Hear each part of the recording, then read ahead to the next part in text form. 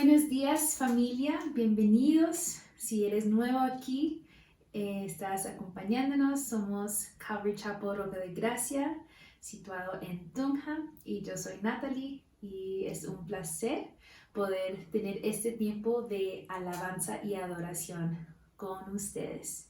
Y antes de empezar, quería mirar esas dos palabras. ¿Qué significan alabanza y adoración? Entonces, algunas de las canciones que vamos a cantar hoy son alabanzas, son reconociendo quién es Dios, qué lugar Él tiene, por ejemplo, que Él es rey, que Él es soberano, ¿sí? Y otras canciones que vamos a cantar son adoraciones. Y adoración significa rendir nuestro corazón delante del Señor. Entonces, espero que cuando canten conmigo pueden ver esas diferencias y pueden distinguir cuáles son los momentos que estamos exaltando a nuestro Señor, diciendo quién es Él, y cuáles son los momentos que nosotros estamos rindiendo nuestros corazones, entregando todo a Él. Entonces, de nuevo, muy contenta de estar con ustedes en esta mañana, y es mi oración que en este tiempo podemos tenerlo para intimar con nuestro Señor, y puede ser un tiempo especial por cada uno de nosotros con el Señor.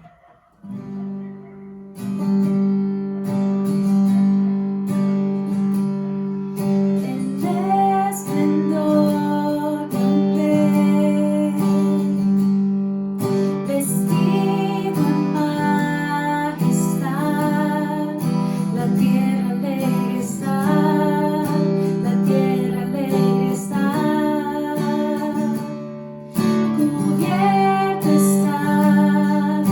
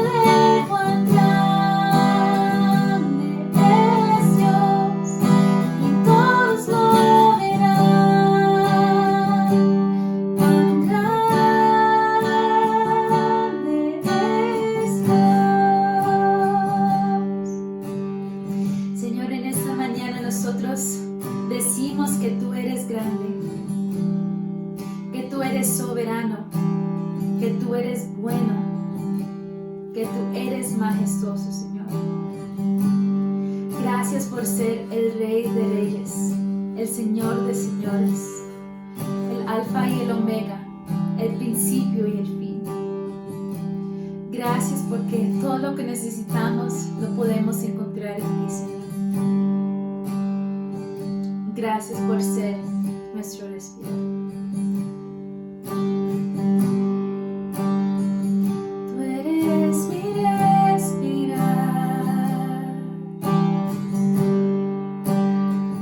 Tú eres mi respirar.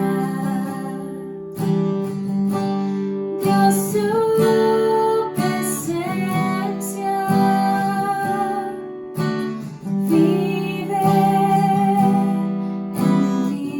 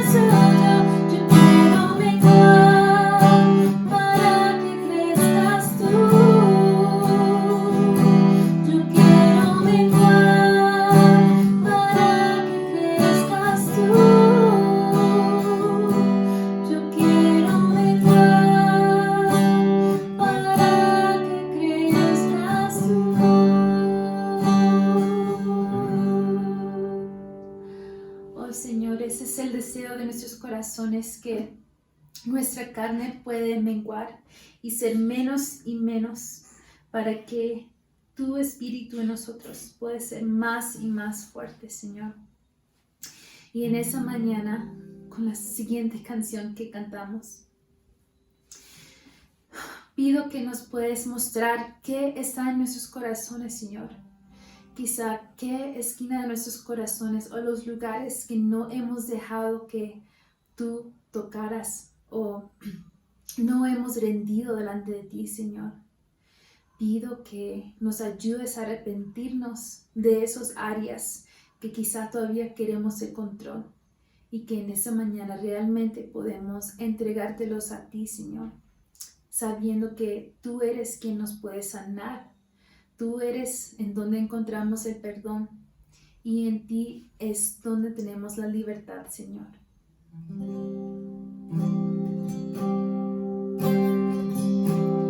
Vengo a ti, guíame, santifícame en ti. Yo quiero andar en tu verdad. Tómame, abrázame, mi corazón hoy vuelve a ti, solo a ti.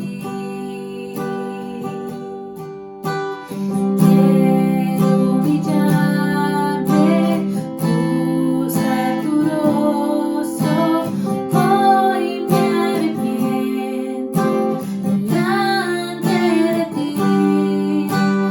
Vengo a invocarte, inclina tu oído, escucha y perdona mi rebelión. Sana nuestra tierra, sana nuestra tierra. Vengo a ti, guíame, santifícame en ti. Yo quiero andar en tu verdad. Tómame, abrázame, mi corazón hoy vuelve a ti, solo a ti. Quiero humillarme, buscar tu rostro, hoy me arrepiento delante de ti. Vengo a invocarte, inclina tu oído, escucha y perdona mi rebelión. Sana nuestra tierra, sana nuestra tierra, sana nuestra tierra, sana nuestra tierra con tu amor. Señor, también en esa mañana queremos pedir por nuestros familiares, nuestros hogares, nuestro país, Señor. Esa es nuestra petición y el clamo de nuestros corazones en esta mañana. Que nos puedes sanar, Señor, nuestros corazones, los corazones de nuestros familiares y hasta nuestro país, Señor. Que nosotros podamos ser un pueblo que se humilla delante de ti para que tú nos puedas sanar. Vengo a ti, guíame, santifícame en ti. Yo quiero andar en tu verdad.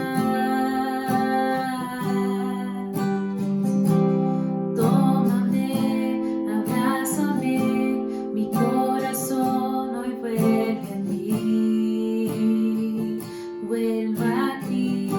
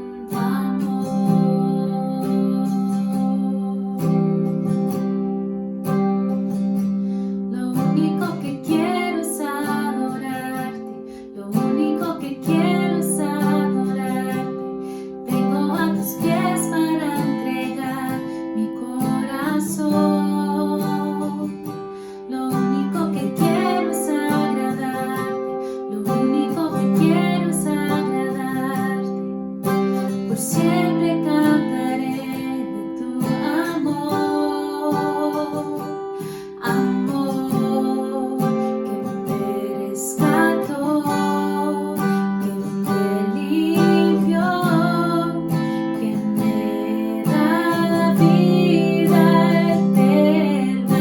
Tu sangre abrió el camino, nunca se cerrará. Tengo libertad, amor que me rescató, que me limpió, que me da vida eterna. Tu sangre abrió el camino, nunca se cerrará. Tengo libertad.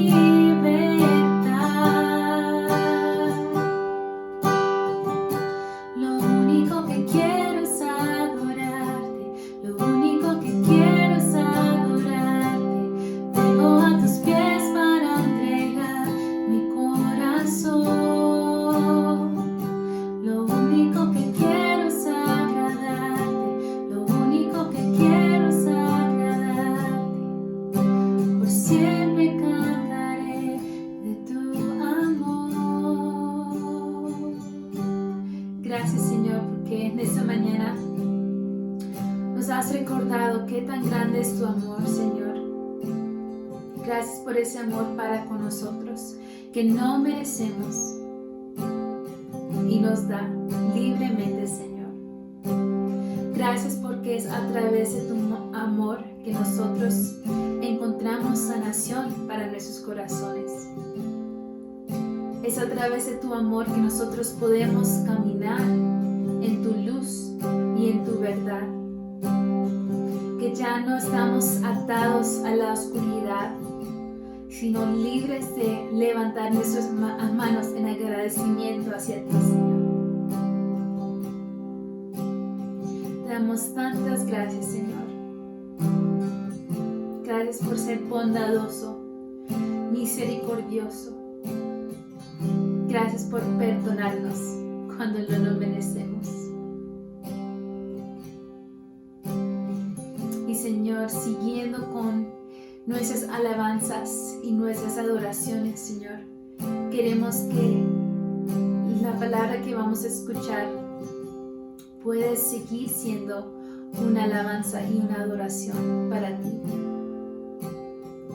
Que esos versículos que vamos a leer y aprender puede ser una forma que nosotros acordamos de quién eres tú y a la vez someter nuestras vidas a vivir lo que dice tu palabra.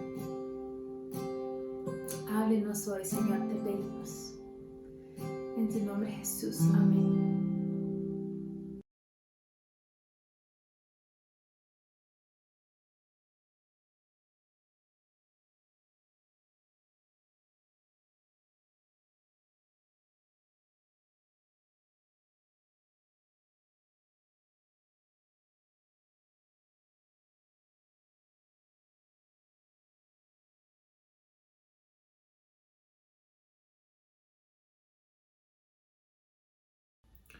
Muy buenos días para todos, anhelando y esperando que el día de hoy sea de edificación para todos nosotros la escritura. Entonces, por favor, acompáñenme en Hechos capítulo 2, versículos del 41 al 46. Por supuesto, no sin antes dejar que el Señor sea el que nos esté guiando, tanto a poder escuchar como también a poder llevar el mensaje que el Señor quiere que llegue a los corazones el día de hoy. Acompáñenme en una oración. Padre Santo, Señor, gracias Padre por este día, gracias por tu benevolencia, gracias por ser tan misericordioso, tan bondadoso, generoso, Señor. Y gracias porque eres tú el que se manifiesta a nosotros, Señor. Gracias que por tu amor y por tu fidelidad a ti mismo es que podemos escucharte, Señor, anhelar estar cerca de ti. Y en esta mañana, Padre Santo, pido que seas tú el que esté llevando tu mensaje, no mi mensaje, Señor, a tu iglesia. Pido esto, Señor, suplicándote que lejos de mí, Señor, esté algo decir que esté fuera de tu escritura, Señor. Ese es el anhelo, Padre Santo, para el día de hoy. Te pido, Señor, que cada corazón hoy esté echando una mirada a sí mismo, Señor, y ver en qué puesto, en qué sitio, en qué posición, en qué estado está, Señor, conforme a lo que vamos a ver en la Escritura el día de hoy. En el santo y poderoso nombre de tu Hijo amado, en Cristo Jesús. Amén. Bueno, en esta mañana vamos a darle continuidad a la serie de Hechos y vamos a seguir con Hechos capítulo 2, cerrarlo en los versículos del 41 al 46, ¿sí? Ahora, para darle una continuidad del mensaje anterior y tratar de hacer una conexión para aquellos que de pronto no estuvieron en la enseñanza anterior, recordando también para quienes llevan el hilo, pues Pedro realiza su primer sermón y los creyentes responden como ¿en qué haremos? Eso estamos viéndolo en los versículos anteriores a los que vamos a leer el día de hoy. Y el segundo es un mensaje claro de arrepentimiento y una promesa, que ellos iban a recibir el don del Espíritu Santo, que ellos iban a recibir el regalo, el Espíritu Santo, ¿sí? Y entrando ahora pues en lo que corresponde el día de hoy, por favor acompáñenme en lectura en Hechos capítulo 2, versículos del 41 al 47, que dice así: Así que los que recibieron su palabra fueron bautizados, y se añadieron aquel día como 3,000 personas. Y perseveraban en la doctrina de los apóstoles, y en la comunión unos con otros, y en el partimiento del pan, y en las oraciones. Y sobrevino temor a toda persona, y muchas maravillas y señales eran hechas por los apóstoles. Todos los que habían creído estaban juntos, y tenían en comunión todas las cosas, y vendían sus propiedades y sus bienes, y lo repartían a todos, según la necesidad de cada uno.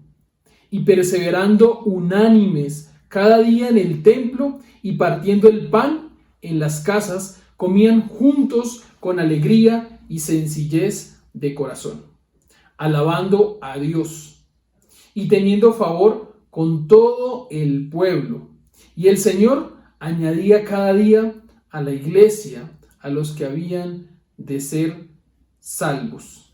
Esto descrito allí viendo versión en Reina Valera, y por supuesto teniendo el anhelo también de ver lo que dice la Nueva Versión Internacional. También lo voy a leer. Así pues, los que recibieron su mensaje fueron bautizados, y aquel día se unieron a la iglesia unas 3,000 personas. Se mantenían firmes en la enseñanza de los apóstoles, en la comunión, en el partimiento del pan y en la oración. Todos estaban asombrados por los muchos prodigios y señales que realizaban los apóstoles. Todos los creyentes estaban juntos y tenían todo en común. Vendían sus propiedades y posesiones y compartían sus bienes entre sí, según la necesidad de cada uno. No dejaban de reunirse en el templo ni un solo día. De casa en casa partían el pan y compartían la comida con alegría y generosidad, alabando a Dios y disfrutando de la estimación general del pueblo. Y cada día el Señor añadía al grupo los que iban siendo salvos. Bueno, el mensaje de hoy básicamente está titulado como La iglesia vertical anhelada. La iglesia vertical anhelada. Y vamos a ver que, bueno, en ese versículo 41 es donde se da un crecimiento de 3,000 personas que cambiaron su vida. ¿Sí? Que cambiaron su vida. ¿Quién cambió su vida? Lo que Pedro habla y lo que ellos creen y confían. A consecuencia de esto, si es en mensaje para ti que por primera vez estás escuchando o por primera vez estás viendo este mensaje. La razón por la que estas personas cambian su vida es porque se arrepienten. Descrito en la enseñanza anterior, el arrepentimiento. El arrepentirse es la razón por la cual, por supuesto con la fe, pero el arrepentimiento genuino es la razón por la cual estas 3,000 personas reciben la palabra. Y el día de hoy quiero que se arranque con el primer punto, y es: vidas transformadas como resultado tendrán estilos de vida diferentes, estilos de vida nuevos. Voy a leerlo otra vez. Vidas transformadas como resultado tendrán estilos de vida diferentes, estilos de vida nuevos. Logrando tener ganancia, por supuesto, para aplicarlo para personas como tú y como yo. Esta transformación va a tener un beneficio y es a causa de lo que produce el arrepentimiento. Algo para que quizá nosotros nos podamos cuestionar es: ¿mis palabras están más cerca de mis hechos o están más lejos mis hechos de mis palabras? ¿Sí? Porque a estas 3,000 personas que experimentaron esto en la iglesia primitiva, les sucedió algo bien interesante. Y acompáñenme por favor a 2 Corintios capítulo 5 versículo 17, que dice así: de modo que si alguno está en Cristo, nueva criatura es. Las cosas viejas pasaron, he aquí todas son hechas nuevas. O sea, hay un antes y hay un después, ¿sí? Y esas cosas que te agradaban, quizás ya te desagradan para quien es nuevo en Cristo, para quien es nueva criatura. O viceversa, las cosas que te desagradaban, ahora te agradan. Las personas que desvalorabas, ahora valoras. Mis preocupaciones y mis prioridades de antes se convierten en otro tipo de preocupaciones y otro tipo de prioridades. La persona, hablando de personas, más desvalorada antes de ser nueva criatura fue Cristo, a quien quizá, no sé tú, pero quizá yo ignoré y desvaloré. Y es la primera persona que el inconverso no valoraba. Y que luego de empezar a valorar, se inicia el proceso de conocerle, creerle, obedecerle, valorarle. Proceso por el cual los que le valoramos, los que valoramos a Cristo, creemos en esto día a día. Y ese debería ser el anhelo. Ese debería ser el sentir, creer y valorar día a día a Cristo. Y entran algunas preguntas acá. ¿Cuánto valoras a Cristo? ¿Cuánto valoras a Cristo? Teniendo en mente lo que había pasado y lo que pasó allí en la iglesia primitiva. Segunda pregunta. Lo que dices es, si dices valorar a Cristo, ¿se lo demuestras a Cristo? Si dices valorar a Cristo, ¿se lo demuestras a Cristo? Y hago aquí un paréntesis interesante y para que podamos pensar en esto. Es demostrárselo a Cristo. ¿Sí? Como consecuencia de esto, muchas personas van a ser testigos de este tipo de demostración, pero en el corazón no debe estar el demostrarle a las personas para que las personas vean, sino más bien demostrarle a Cristo. Y esto lleva a un punto bien interesante, y es: esa demostración se hace en secreto. Esa demostración se hace sin resaltar o sin necesidad de que sea vista, porque es vista por naturaleza. Si bien uno puede actuar y demostrarla afuera, también uno lo puede hacer adentro. ¿Adentro de qué? De las puertas de nuestro hogar. Adentro de las puertas de nuestro corazón para adentro. Las 3.000 personas fueron diferentes en todos los aspectos anteriores de su vida. Desde que escuchan ese mensaje, se arrepienten, empiezan a ser diferentes, empiezan a cambiar lo que antes les gustaba y anhelaban, ahora sus anhelos y sus gustos son diferentes. ¿Sí? Y esto es causa de que ellos creen que el Espíritu llega, mora y está dentro del creyente. Y ahora, ¿cómo puedo hacer lo que esas personas hicieron? Se estarán preguntando ustedes. ¿Y yo cómo puedo hacer lo que estas personas hicieron? ¿Sí? Pues hubo ese día 3.000 personas que murieron. Sí, murieron a ellos mismos, murieron a su yo. ¿Para qué? Para que el Espíritu llegase y encontrara vacío y Él allí morara. Ese vacío es vaciarme, decir ya no soy yo. Espero que Cristo viva en mí. Para ser nuevos,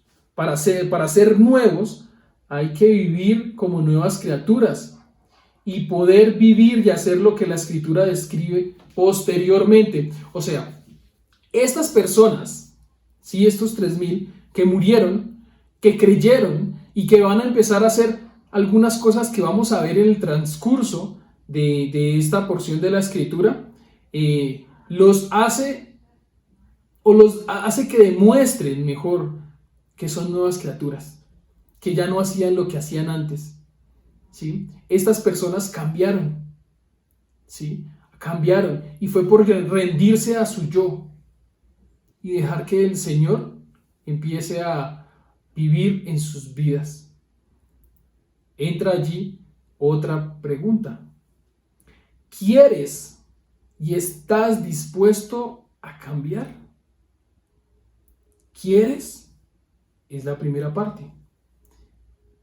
A veces muchos queremos y tenemos la buena intención.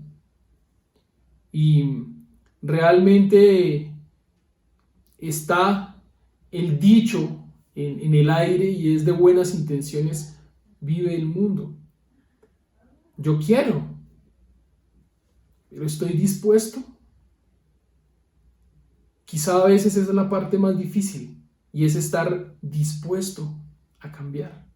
Porque esa disposición es nuevamente negarme a mí mismo, mis deseos, mis anhelos. Y no quiere decir que ya no tenga deseos ni anhelos, sino que hay deseos mejores que van a venir a mi corazón y anhelos mejores que van a entrar a mi corazón. Y veamos qué fue y cómo fue que actuaron y finalmente esos primeros cristianos empezaron a evidenciar lo que pasó luego de recibir, luego de dejar su vida y esperar que el Señor empezara a orar en ellos, ¿sí? Eso está escrito allí en el versículo 42. Y perseveraban en la doctrina de los apóstoles, en la comunión unos con otros, y en el partimiento del pan y en las oraciones. La Nueva Traducción Viviente lo describe de esta forma. Todos los creyentes se dedicaban a las enseñanzas de los apóstoles, a la comunión fraternal, a participar juntos en las comidas, entre ellas la cena del Señor y a la oración. Y vamos a mirar qué fue lo que caracterizó a estas personas en la iglesia primitiva. Y lo primero fue que estas personas se dedicaban y perseveraban en la doctrina. Tenían hambre y sed por la palabra y se rehusaban a ingerir algo que no edificara. Se rehusaban a ingerir, a recibir algo que no les edificara. Hacían ellos más que quizá oír un sermón o una enseñanza. Estas personas se dedicaban a estudiar la Escritura. Ha sido más que leer, esas personas hacían algo más que leer algo, como hoy, por ejemplo, un devocional. Y no estoy diciendo que en sí el devocional sea malo, sino quiero decir que estas personas escudriñaban estudiaban la doctrina de los apóstoles, que se dedicaban a desayunar, a almorzar, a cenar la doctrina de los apóstoles. A hoy, tú desayunas, almuerzas, cenas, leyendo la palabra, recordando que no solamente de pan vivirá el hombre, sino de toda palabra que sale de mi boca, dice el Señor. ¿Y qué es esa doctrina de los apóstoles? No es otra diferente a Cristo. Cristo es el centro de esa doctrina de apóstoles que ellos enseñaban, verbal en ese tiempo. A hoy, nosotros teniendo la Escritura y lo que está en el Nuevo Testamento, inclusive viendo el Antiguo Testamento también de la promesa y todas estas cosas, ¿de quién? De Cristo. La doctrina de los apóstoles es narrar, hablar, emocionarse, desear hablar de la vida de Cristo, de la crucifixión, de su muerte, de su resurrección, de su enseñanza luego de morir. El Señor resucita y dura 40 días siguiendo en continua enseñanza con ellos. Esa doctrina es sobre la permanencia, lo que hizo el Señor cuando estuvo aquí, Jesús, en la tierra. Y también revelación que Él ha dado en la Escritura, de su trono, de su forma, de sus características en el cielo. La doctrina de los apóstoles fueron enseñadas, transmitidas, siendo ellos testigos oculares de las vivencias con Jesús. Y veamos que, por ejemplo, más adelante, hablando Pablo, comparte en 1 Corintios 11:23, diciendo: yo recibí del Señor lo que también os he enseñado. Yo recibí del Señor lo que también os he enseñado. Que nosotros podamos estar en ese mismo hilo, decir: yo recibí del Señor y también lo enseño. La doctrina de los apóstoles era el fundamento de lo que compartían. Ir a Cristo. Ir a Cristo. Ir con la intención de dar a conocer a Cristo. En Efesios 2:20, veamos cómo lo describe. Edificados sobre el fundamento de los apóstoles y profetas. Edificados sobre el fundamento de los apóstoles y los profetas, siendo la principal piedra del ángulo Jesucristo mismo, siendo la principal piedra del ángulo Jesucristo mismo. Y esto es muy hermoso. Veamos que Salmo 118 también lo describe de esta manera: la piedra que desecharon los edificadores ha venido a ser cabeza del ángulo. Y en Mateo 21:42, Jesús les dijo: ¿nunca leísteis en las Escrituras? La piedra que desecharon los edificadores ha venido a ser cabeza del ángulo. Me encanta esta parte. El Señor ha hecho esto y es cosa maravillosa a nuestros ojos. Y es cosa maravillosa a nuestros ojos. Mira, no sé cómo es la relación tuya con el Señor, pero quizá nosotros necesitamos ser como los habitantes de Berea. Sí, necesitamos ser más como ellos.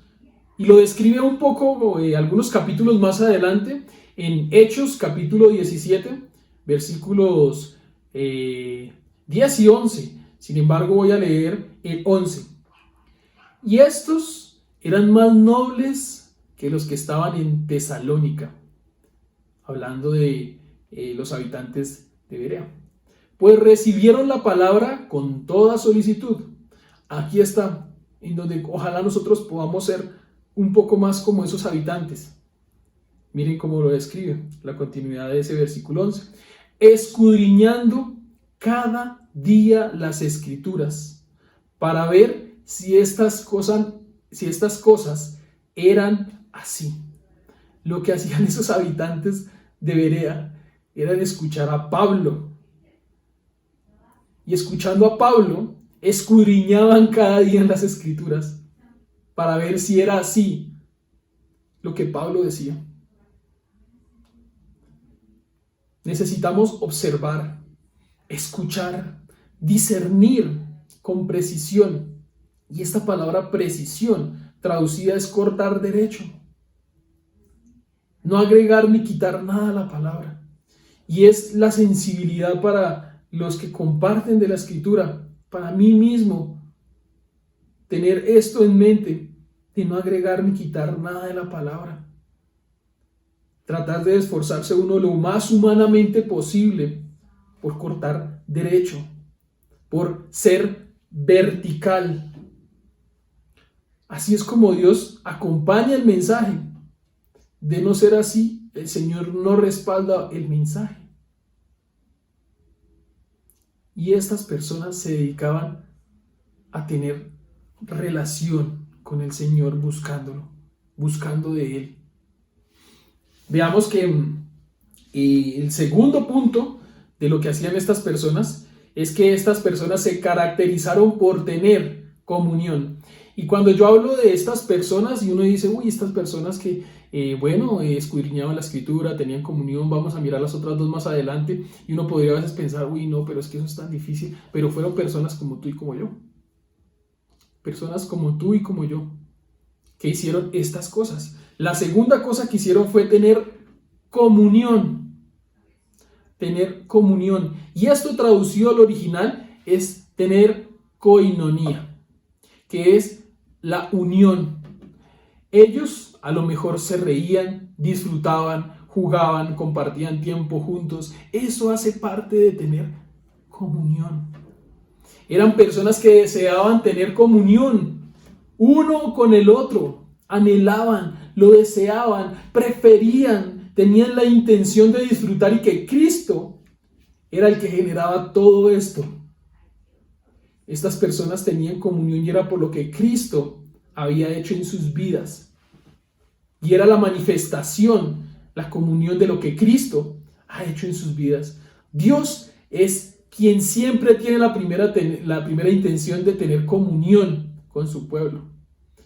De no ser así, pues veamos cómo el Señor Dios, sin necesidad de que crea a Adán y Eva, al huerto, y tiene comunión con ellos.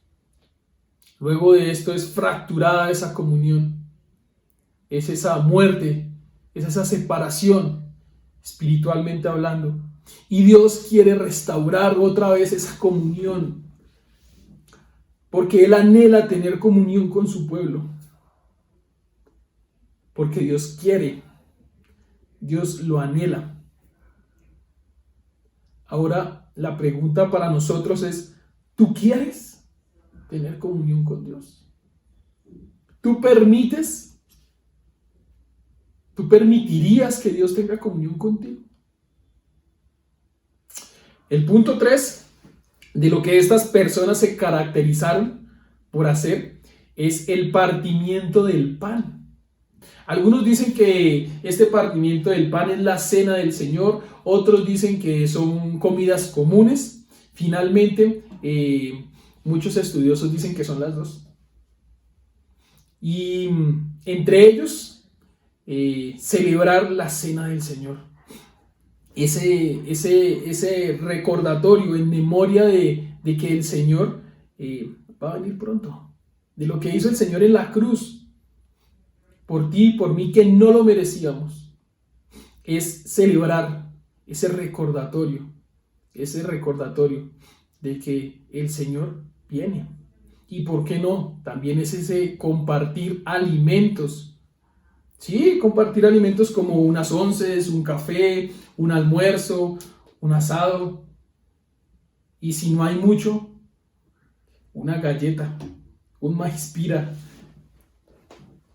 Compartir alimentos tiene un gran significado. El compartir alimentos tiene gran significado. ¿Qué tan gran significado tiene el compartir alimentos? Honra a las personas, se estima a las personas, se conoce a las personas, se valora a la persona. Y Jesús hacía esto muy bien. Jesús lo hacía demasiado bien. Tanto así que él comió con Zaqueo, comió con Simón el leproso, con Lázaro, comió con pecadores y publicanos, con el fin de alcanzarlos. Comió con sus discípulos en la última cena. Y luego comió con ellos también pescado. El Señor compartía alimentos con ellos. ¿Por qué? Porque en ese momento es cuando el Señor tenía el espacio para también enseñar, para también conocer. ¿Sí? Entonces, es otra de las características que esas personas hacían. Y la cuarta, estas personas se caracterizaron por orar, oraban, y hasta ahora vamos en el versículo 42, oraban y oraban. Estaban haciendo esto cuando el Espíritu llegó en Pentecostés. Recordamos algunos y echamos para atrás un poco. Cuando llegó el Espíritu Santo, ellos estaban orando. Ahora veamos para nosotros mismos. ¿Cuánto nosotros oramos? ¿Sí? ¿Cuánto nosotros oramos? Y cuando nosotros oramos y le contamos todo a Dios, Dios ya conoce lo que nosotros le estamos contando. Dios ya sabe. Inclusive Dios sabe lo que me faltó por orar, lo que se me quedó entre los dientes o en el corazón. Dios conoce mi corazón y conoce las intenciones de mi oración y lo que faltó por describir en mi oración. Ahora, miremos lo importante de esto, del tema de la oración.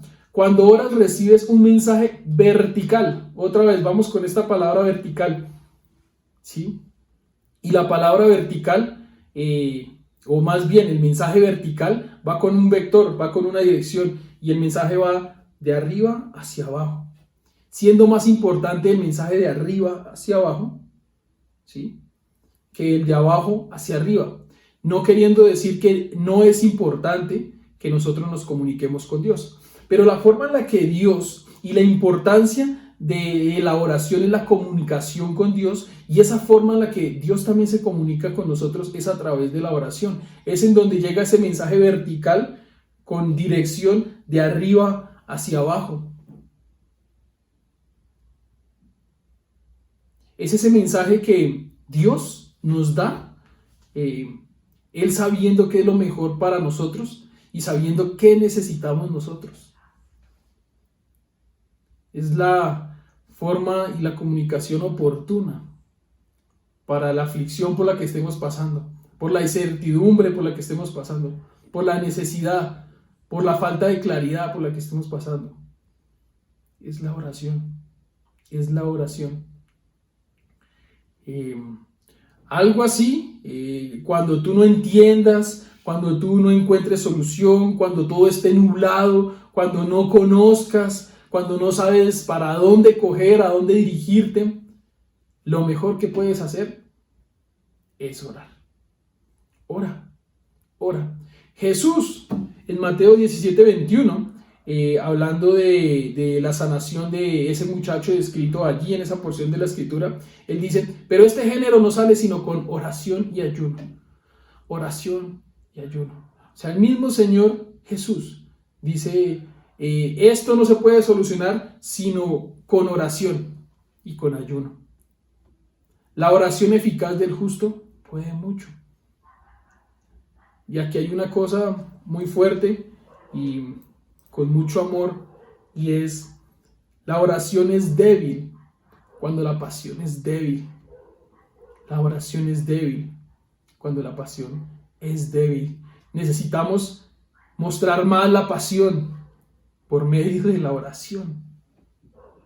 Y viendo estas 4 formas en las que los cristianos empezaron a actuar consecuentes de creer, ¿sí?, entra la pregunta: ¿qué características de los primeros cristianos tienes tú? ¿Qué características de los primeros cristianos tienes tú. Vayamos ahora al versículo 43. Lo que experimentaron estos 3,000 nuevas criaturas, ¿sí? Fue un sentimiento de maravilla reverencial. Fue ese temor, un sentimiento de maravilla reverencial. Y a causa de esto, por supuesto que hubo manifestaciones y ellos, me imagino que percibiendo estas manifestaciones, observando las señales que hacían los apóstoles, ¿sí? Y disfrutando y viendo y siendo testigos oculares de esas maravillas. Versículos 44 y 45. Nuevamente los voy a releer. Todos los que habían creído estaban juntos y tenían en común todas las cosas, y vendían sus propiedades y sus bienes y lo repartían a todos según la necesidad de cada uno. Tanto así fue lo que recibieron que empezaron a tener más estima por el otro. Una estima voluntaria, un amor extraño que no tenían antes, en donde generaba que hiciera que vendieran sus cosas y las repartieran de una forma según las necesidades que había. Y esto no quiere decir que fue obligado, ni que es un tipo de gobierno, no para nombrar ninguna ideología, pero ninguna idea de que todos van a tener lo mismo, cosas así, sino que a causa de la voluntad de ellos y del deseo de hacerlo, vendían las cosas y tenían la estima para con los demás y lo compartían con los demás, lo repartían con los demás según la necesidad de cada uno. Estaban juntos y tenían en común todas las cosas. Era lo que ellos estaban viviendo y teniendo allí en ese momento. Versículo 46. Lo voy a leer en Nueva Traducción Viviente. Adoraban juntos en el templo cada día, se reunían en las casas para la cena del Señor y compartían sus comidas con gran gozo y generosidad. Bueno, ellos perseveraban unánimes con un mismo sentir. Hoy, nosotros hablando de unanimidad, en donde antes de todo este tema de COVID nos reuníamos en algún sitio y compartíamos, escuchábamos y nos edificábamos con la escritura, compartíamos algo. Y hoy el congregarse se ha convertido en conectarse. Y quizá anhelando que se conecten las personas, porque es la forma de congregarse, en medio de esto también ya quizá se podrá hacer una que otra visita, conservando y teniendo el cuidado por el hermano y por mí mismo y todas estas cosas, pero se logra hacer ahora también. Y hay que anhelar y hay que desear nuevamente, cuando nuevamente la apertura de las cosas esté de alguna forma más libre, poder anhelar congregarnos personalmente. Lo que ellos hacían era día a día, cada día. Por supuesto, estamos hablando de aquella iglesia y en aquel tiempo, ¿sí? A hoy nosotros debemos anhelar también poder congregarnos. Y si bien no nos podemos ver día a día con muchas personas, tener esa unanimidad día a día con la Escritura. Día a día con la Escritura. ¿Y cómo lo hacían ellos? Con gozo y sencillez, con alegría de corazón. Ellos lo hacían así, con gozo y sencillez y con alegría de corazón. Miremos cómo cómo lo describe un teólogo de esta forma, así. Gente desprendida es generalmente generosa y alegre y sencilla. La gente agarrada es difícil es compleja y el complejo no es feliz. El complejo no es feliz. Vamos por favor al versículo 47, ya cerrando. Ahora, versículo 47. Todo el tiempo alabando a Dios y disfrutando de la buena voluntad de toda la gente. Y cada día el Señor agregaba a esa comunidad cristiana los que iban siendo salvos. Alabanza, alabando a Dios. Y quisiera que pudiéramos tener el concepto de que alabar a Dios no solamente es cantar, ¿sí? Por supuesto, hace parte del cantar, pero si fuera así, pensemos un poquito en la semana. Si fuera así, en la semana serían aproximadamente 168 horas y aproximadamente 1080 minutos a la semana. Y si fuera solamente cantar, ¿cuánto tiempo tú cantas entre semana? ¿Sí? Y no solamente cantar, sino el corazón y en dónde están las intenciones del cantar o el por qué cantar. ¿Sí? Si fuera así, en que nos reuniéramos una vez a la semana y una vez al domingo y lo pasáramos en minutos o en horas, ¿cuánto tiempo alabaríamos a Dios? Y si fuera solamente así, sería una alabanza pobre, ¿no creen? Ahora, si vemos también lo que está en la escritura en Mateo 15, versículo 8, que dice lo siguiente: este pueblo de labios me honra, mas su corazón está lejos de mí. Alabar es más que cantar. Hace parte de, pero hay más formas de alabar al Señor, para que nuestra alabanza sea más nutrida.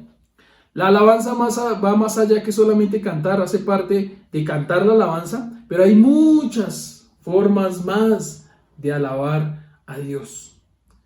La obediencia, ¿sí? La alabanza en obediencia daba como resultado ese favor y esa estima por el pueblo.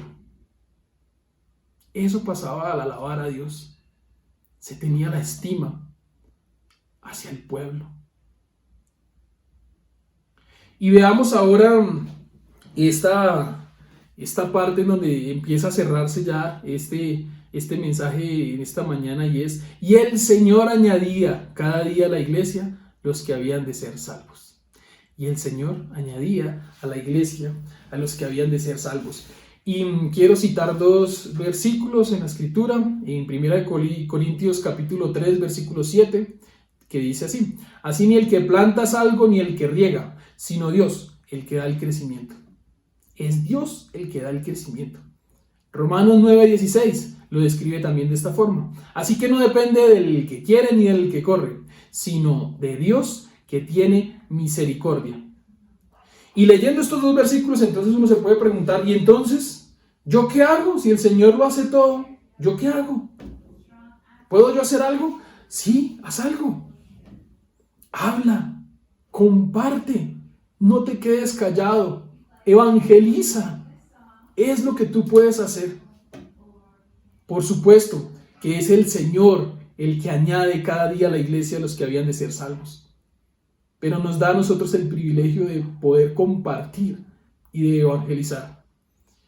Mira cómo lo describe John Scott, hablando de este punto.